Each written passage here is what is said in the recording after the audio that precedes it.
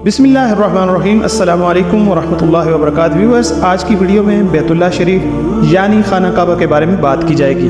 नाजरीन, खाना फ़ारसी ज़ुबान में घर को कहते हैं और अरबी में बैत घर को कहते हैं। ये बैतुल्लाह यानी अल्लाह का घर, रोए ज़मीन पर अल्लाह का सबसे पहला घर, ज़मीन का सेंटर पॉइंट है। अगर आप जानना चाहते हैं कि सबसे पहले बैतुल्लाह किसने तामीर किया और दूसरी मरतबा तूफ़ान नूह के बाद किसने बैतुल्लाह को तामीर किया, बैतुल्लाह का तामीराती नक्शा किसने बनाया बताया, तो इस वीडियो को आखिर तक देखें। पसंद आए तो लाइक शेयर ज़रूर करें, चैनल को सब्सक्राइब और बेल आइकन को प्रेस करना बिल्कुल ना भूलें।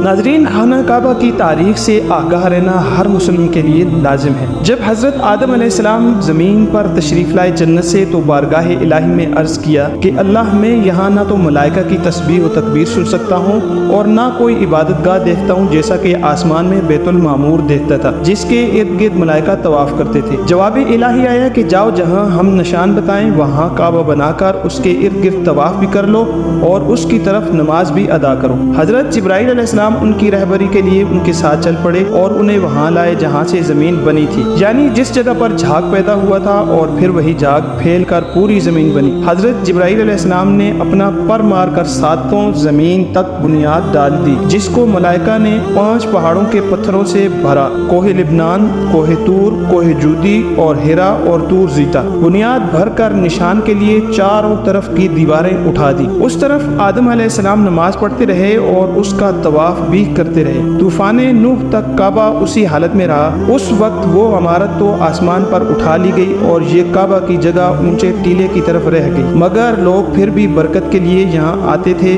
और आकर दुआएं मांगते थे। फिर हजरत इब्राहीम अलैहिस्सलाम के ज़माने तक काबा उसी हालत में रहा। जब हजरत इस्माईल व हाजरा उस मैदान में आकर ठहरे और उनकी वजह से यहाँ कुछ आबादी हो गई, तब हज़रत हाजरा के इंतकाल के बाद हज़रत इब्राहीम अलैहिस्सलाम को हुक्म हुआ कि इस्माईल अलैहिस्सलाम को साथ लेकर यहाँ इमारत काबा बनाएं। उसकी निशानी इस तरह बताई, फरमाया कि एक बादल का टुकड़ा भेजा गया ताकि उसके साये से काबा की हद मुकर्रर कर ली जाए। हज़रत जिब्राईल अलैहिस्सलाम ने उस साया की मिकदार ख़त खींचा और हज़रत इब्राहीम अलैहिस्सलाम ने उस ख़त पर ज़मीन यहाँ तक खोदी कि बुनियाद आदम नमूदार हो गई और उस बुनियाद पर इमारत बनाई। उसकी बुलंदी 9 हाथ और रुकने अस्वद से रुकने शामी तक की दीवार 33 हाथ और रुकने शामी से रुकने गरबी तक की दीवार 22 हाथ और रुकने गरबी से रुकने यमानी तक 31 हाथ, रुकने यमानी से फिर रुकने अस्वद तक 20 हाथ। लिहाजा उस वक्त ये काबा मुस्ततील की शक्ल था। हज़रत इब्राहीम ने खाने काबा के अंदर एक तगार सा बनाया था जो मिसले ख़जाना के था, यानी कि काबा के लिए जो कुछ नज़र तोहफे में आए उसमें रखा जाए। इसके दरवाजे 2 थे, एक दाखिल होने का, दूसरा निकलने का, और काबा बनाने वाले खलील थे।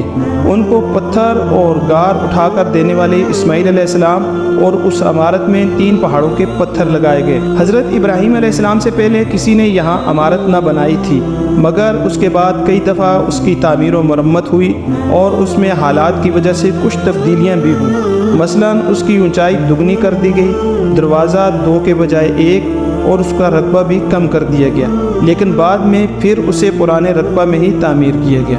वल्लाहु आलम बिस्सवाब।